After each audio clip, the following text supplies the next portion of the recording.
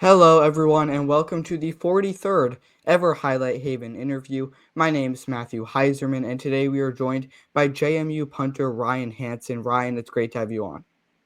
Yeah, cool. Thank you for having me. Yeah, absolutely. Again, really appreciate you coming on. Let's get right into it. I just want to start by asking when you first knew that you wanted to play football.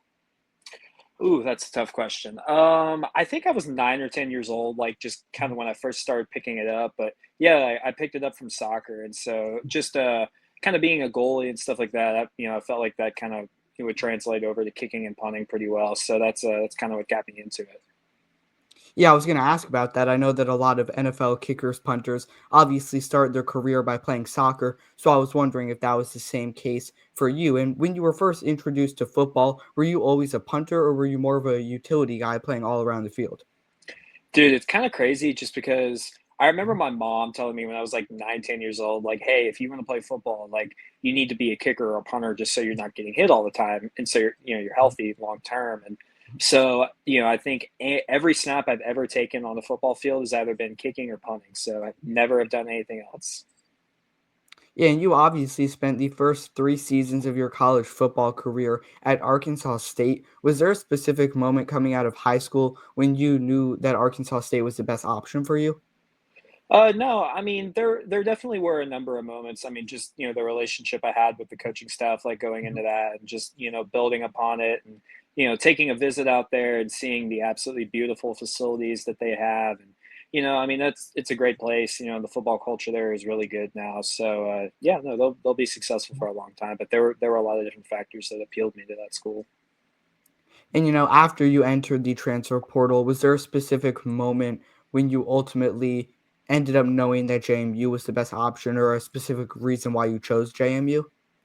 So I remember in the 2022 season when I was at Ark State, I think it was like our fourth or fifth game of the year. We actually played against JMU, and like at the time, moving up from FCS to FBS in the first year, I didn't really know much about them, and so like we played and we lost obviously, but I was really impressed by them, and I knew they were going to need a punter after that season, so they kind of caught my eye before I even hopped in the portal. But when I hopped in the portal, just the coaching staff hit me up and kind of started to build the relationship and go from there. So yeah, no, it's just built off of that, and, and that ended up committing on my official visit. Yeah, so you were well aware of the college because of that one game that you played against them? Yeah, yeah, I was. Yeah, now, would you say it was difficult transitioning to Bob Chesney as the new head coach last season after Kurt Signetti and Grant Kane were the two coaches that obviously gave you a chance in the first place? They both went to Indiana. Was it tough, going to Chesney, who might not have been as familiar as with your game? Yeah, no, it definitely was. It was definitely a bit of a transition just because, Signetti and Chesney have two, completely opposite personalities and the way that they approach the game and stuff like that. So it definitely was a change, and it definitely took a little while to be able to mesh together and work well. But yeah, I think in the end it ended up being decent. Yeah, absolutely. And obviously, with both Arkansas State and JMU being FBS schools, was there a big challenge making that transition, specifically for you as a punter? Because I'm sure that the transition for a wide receiver or a defensive lineman would be a lot different. But, what was the transition that you went through as a punter from one college to another?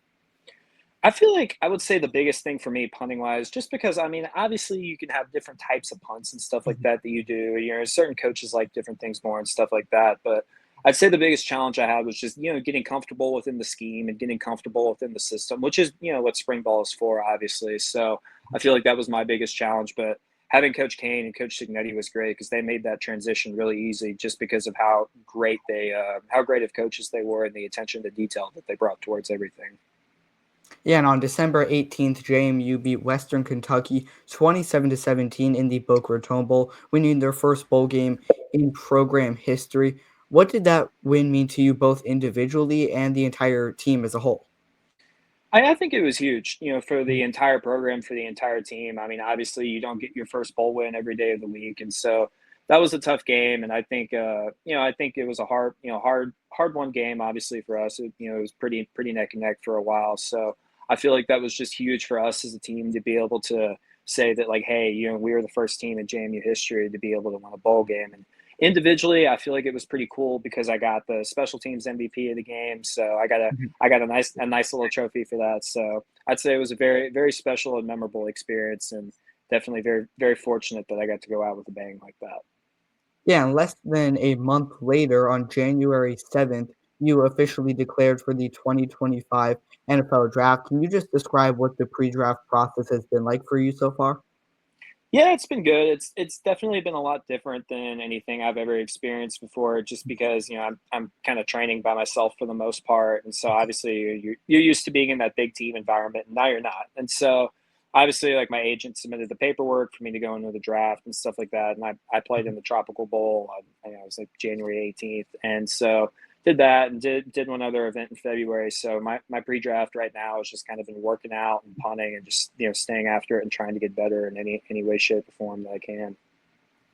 Yeah, now you just mentioned this actually, but you got to participate in the Tropical Bowl that took place January 19th, 2025 in Daytona Beach, Florida. Can you break down what that opportunity was like? Yeah, I mean, it was really cool. I mean, I it was definitely a very, a unique setting just because, all-star games obviously work a lot different, just because you're assembling like, basically a whole football team in the span of 3 or 4 days. So being able to go down there, get in that setting, be around a bunch of different players and, being able to talk to some NFL scouts and kind of be around those guys and stuff like that was awesome. So I think it was a great opportunity just for the exposure and be able to meet some really cool people around college football. Yeah, and what's one thing about the punter position that you don't think the average NFL fan would know about? I don't think most people realize how hard punting is, just Mhm. because I mean, you're most of the time you're going to be getting the ball off in 2 seconds or less with people that are much better athletes than most punters, coming after it and basically, trying to block your kick every time. And so there's a whole lot of stuff that goes into punting, just, between the wind and, certain lines you're going to take or certain kind of punts you're going to hit. So I will say it's very similar to golf in a lot of ways. So maybe golf if you have a shot clock and have people running at you while you're hitting the ball. I think that's probably the best way I could describe it to give somebody that doesn't know that much about punting a kind of a better perspective on it. Yeah, and I mean, two of the most important stats, you know, ability as a punter is to have good hang time and obviously distance. Which of those two stats do you tend to value more in a game? What'd you say you cut out for half a second? Oh, hang time and distance. Which one of those two do you value more in a game? Oh, that's a tough question because obviously I want to say distance just because, the stat sheet, doesn't really know hang time that much. So I think I'd say distance just because if you have especially playing in the Sun Belt, if you have a good cover team and you can drive the ball out there and just let those guys go to work, it can really change the field for you. Yeah, now is there a specific NFL player that you try and take inspiration from, model your game after? I love Thomas Morstead, just the way that he Yeah. punts and his process. I feel like it's very smooth, it's very efficient, it's very repeatable. So I've tried to model a lot after him, and like obviously I've watched AJ Cole a bit more here and there. So and then another guy like Jack Fox and Braden Mann, I've kind of done, kind of looked at some of the stuff that they've done and implemented a few of those things. So yeah, Mhm. Yeah, and obviously you've worn the jersey number 48 throughout your entire college football career. Is there a specific meaning behind that number, or is it just something that you chose and decided to stick with? I think I didn't even really end up choosing. It was kind of just given to me, and so I kind of just Mhm. went with it and made it my thing. Mhm. Yeah, and on game days, are there any pregame rituals that you have or any specific kind of music you like to listen to get yourself in the right mindset?